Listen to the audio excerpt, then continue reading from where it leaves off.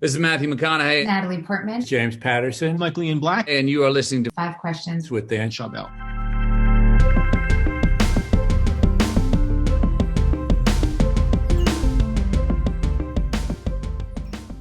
Mayim, welcome to Five Questions. Thank you for having me. So happy to have you here. What qualities did you have at age 11 that indicated to your parents that you could be an actress, and how did they support you? I was annoying and persistent. They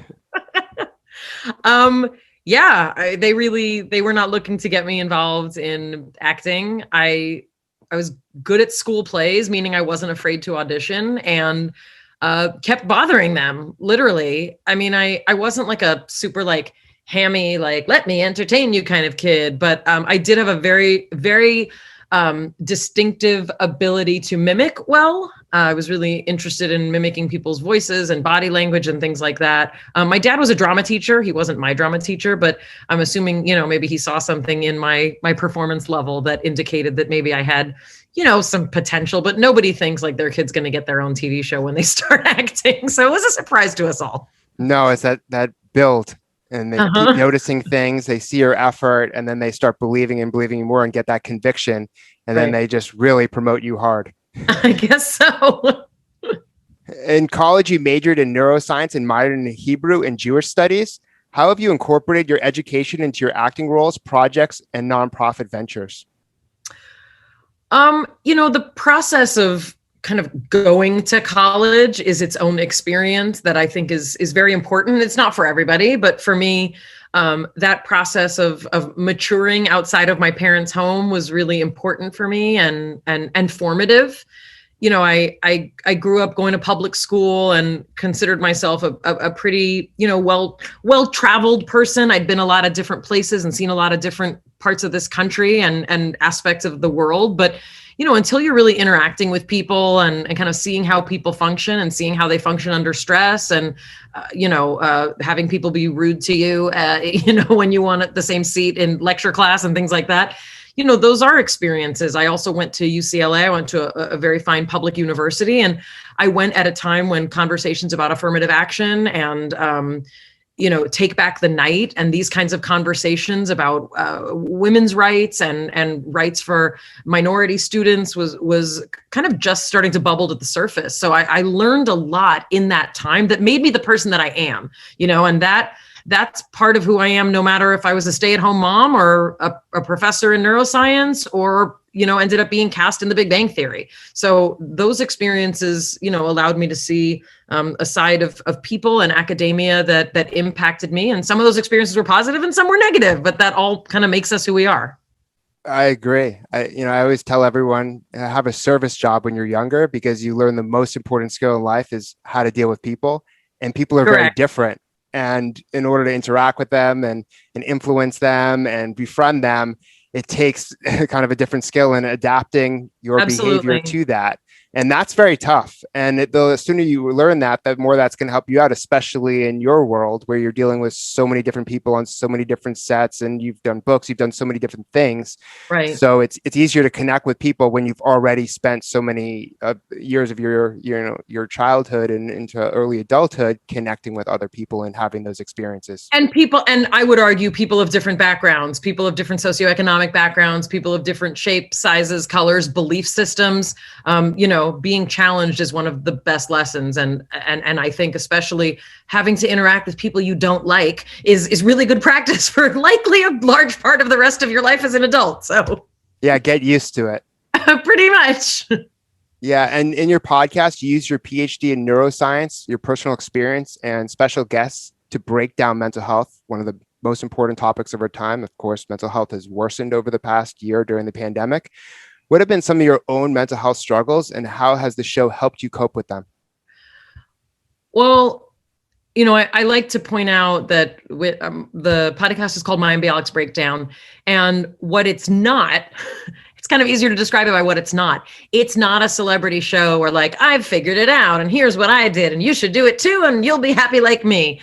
It's really like, I've struggled a lot. I still have struggles and challenges, even though I am currently on medication. I go to therapy, I meditate, I do all these things. There are still challenges. And for some of us with a genetic predisposition to certain kinds of challenges, it can be, more trying than it is for others.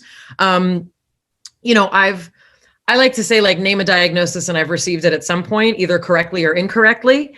I've tried, since I started going to therapy at 17, I've been put on probably about 2 different dozen medications, in different combinations, and maybe this will work and maybe that'll work. Ultimately I had a very rough, adolescence in terms of, hormones and stress hormones and the way my body and mind was reacting to certain aspects of my existence. I come from a family with mental illness on both sides of my family. My father of blessed memory struggled a lot. I grew up experiencing anxiety and depression before we even knew what that was called. I am a person who has obsessive compulsive disorder, and I don't mean I like to line up my shoes.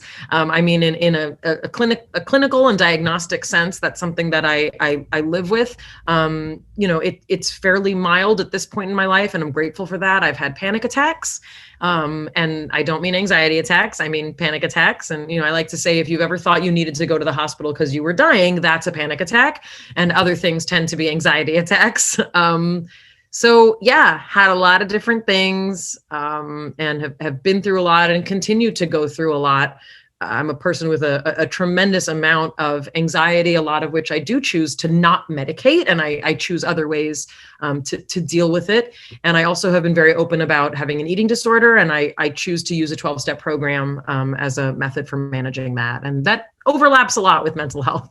Yeah, it's about acceptance, it's about management and knowing that it's going to be with you in some form or another for the rest of your life. So Correct. You have to, accept it and kind of embrace that that's part of who you are. And Correct. the good news is, unlike previous generations, now people like you are talking about mental health in the way in which people didn't before. They didn't even know what it was. Sure. So the good thing that's happening now is it's destigmatizing, but it's still very early. And I think eventually, Absolutely. as more people speak out and it becomes more commonplace, then, if you're living in New York, I was living in New York for 5 years before COVID, saying you have a therapist is everyone has a therapist. Whereas in other parts of the country, maybe not so much. So, well, and I think COVID really showed us like, oh, you can have an online existence that supports your mental health. The notion of online therapy and even online 12-step groups has really changed a lot of the ways a lot of us viewed our access to mental health. And to me, it is a human right to have access to mental health. It shouldn't just be something that rich people get to have. Agree. And I think, what you're saying before with your being connecting with people who don't look and sound like you or come with different backgrounds, plus suffering from mental health, your degree of empathy is got to be very high, because if anyone's suffering, you can immediately say, well, I've been suffering too, or Right. I've met someone like you. So it makes you much more relatable and allow you to build stronger connections. Thank you. I appreciate that. What can we learn from the character you play in your show, Call Me Kat, about being happy despite having life struggles? Call Me Kat has been a really pleasant aspect of my career. I'm 45. My character is 39. Just saying, I play younger. And we're trying to show that, sometimes life isn't what you planned, but that doesn't mean that there isn't an aspect to enjoying it.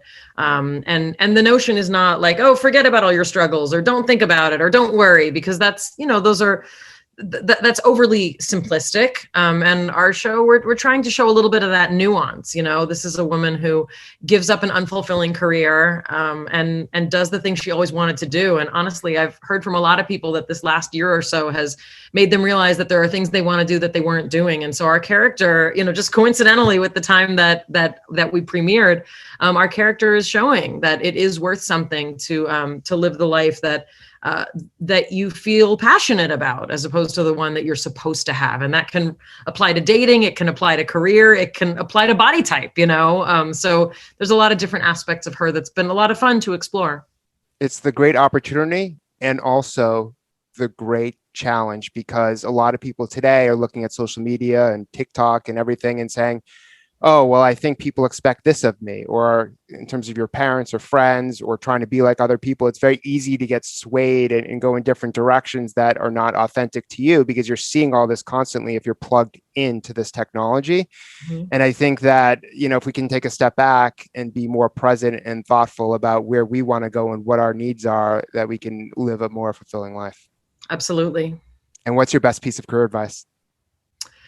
I mean, I have a lot of great pieces of career advice that I've been given. But one of the most important ones is pay attention to how people treat their assistants and the people who take out the trash. You will learn, I think, the most about a person, especially a person that you're looking to admire or looking to have hire you. You will learn a lot about them by how they treat their assistant and how they treat the people who take out the trash. Yeah, people who have less power than them, basically. Correct. Are they going to treat them with respect or not? I hear this a lot actually from my friends and people I meet. If they're at a restaurant and someone doesn't treat like the waiter okay, they judge them based on that. That's pretty common. I mean, especially I think really in any career, but in particular in Hollywood and in academia, and I would argue in the corporate world, it's very easy for someone to sweet talk you and to sound like a wonderful person.